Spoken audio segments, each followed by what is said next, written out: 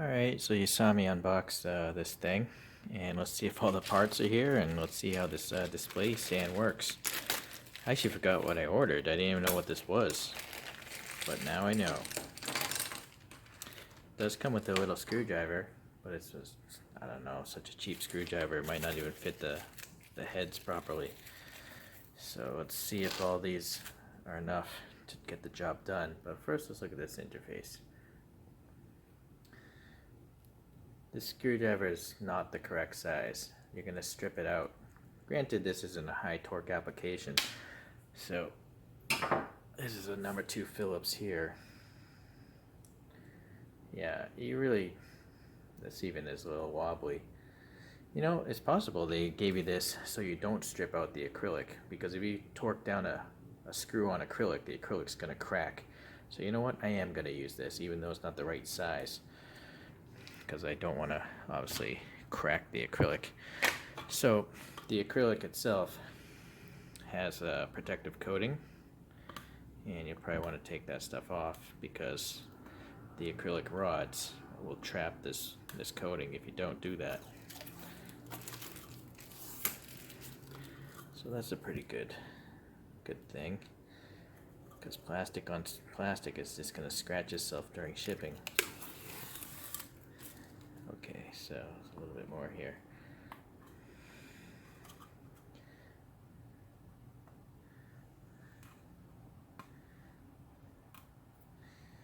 What I find odd, this hole is, I think this hole might be drilled. It's so rough. I don't think it's laser cut.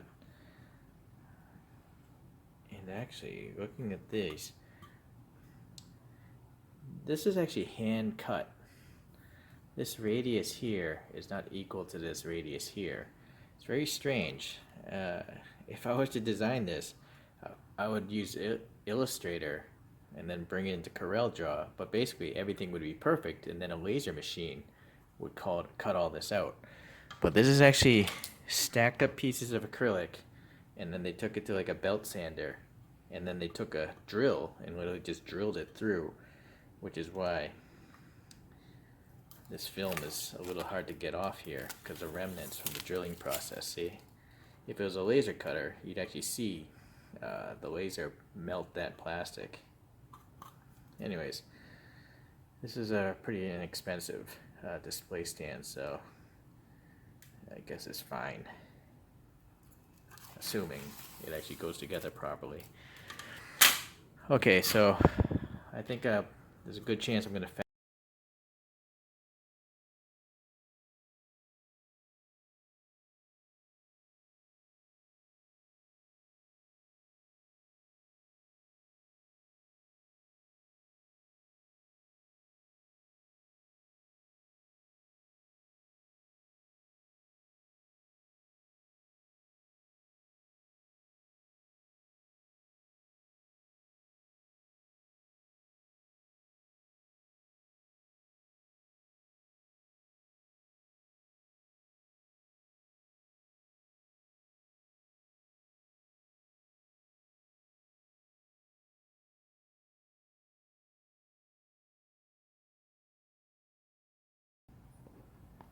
Okay, well, as you can see, it's missing a piece.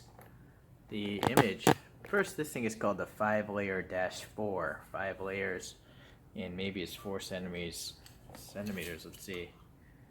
No, I don't know why it's called -4, but the image shows this leg here should be on both sides, and so I'm missing that leg in the corresponding mating grub screw. I think I'll still live. I'm not putting heavy objects on this.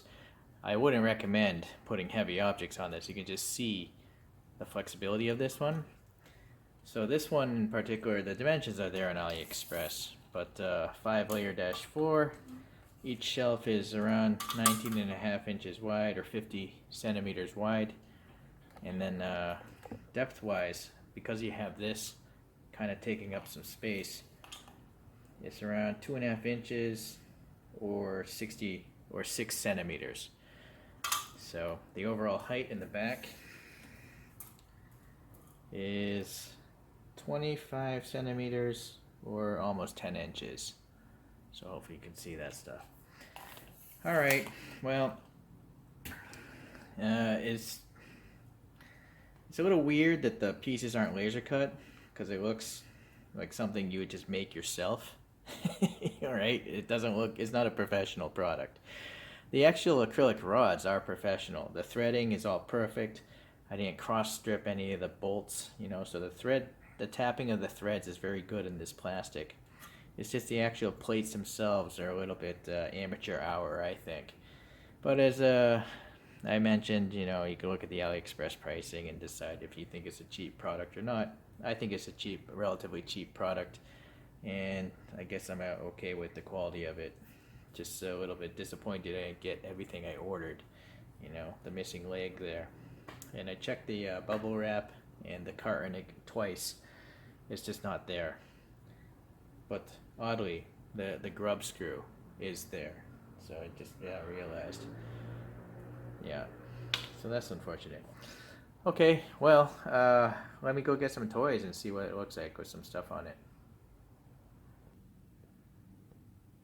Alright, so I bought this 50 wide thing to fit a IKEA is how the Swedish pronounce it, a Besta case. So it's not quite as wide as a Besta case, as you can see. There's still a little room left over here on the side, but it's close enough. It's gonna have to do, unless I don't feel like custom ordering, something like this. Although what I can say is you could just go to a laser cutting place and tell them to cut new pieces, and then as long as it's the same thickness as this, which is around 5 millimeters, then you could just take the legs off of this and then fit them on the wider shelves. But that might cost like maybe $30 where I live, which is pretty much the cost of this entire thing. So that's why I'm not going to do it. But as you can see, it works pretty well for all sorts of toys. Again, I'm not going to recommend you put a bunch of die casts on there because they're too heavy. You can actually see this middle shelf is bowing a little bit, maybe. Well, I can see it at least. This is a couple pair of 1/12 scale 6-inch action figures, some Gundam Converge, and then those Sticky Monster Lab figures. And I think it works pretty well for pretty much all of them. Even this giant base of the action figure fits because it goes underneath the other shelf. So, yeah, if you get all the parts, I think it's a pretty good solution. It's not the best design in the world. These legs, there's nothing keeping those 3 legs touching the surface here from bowing out and stuff. So ideally the side plate would be like a solid plate of acrylic as well, but that's a different design entirely, of course, and it would be difficult to ship a big wide side plate like that. That's probably why they chose to use these rods.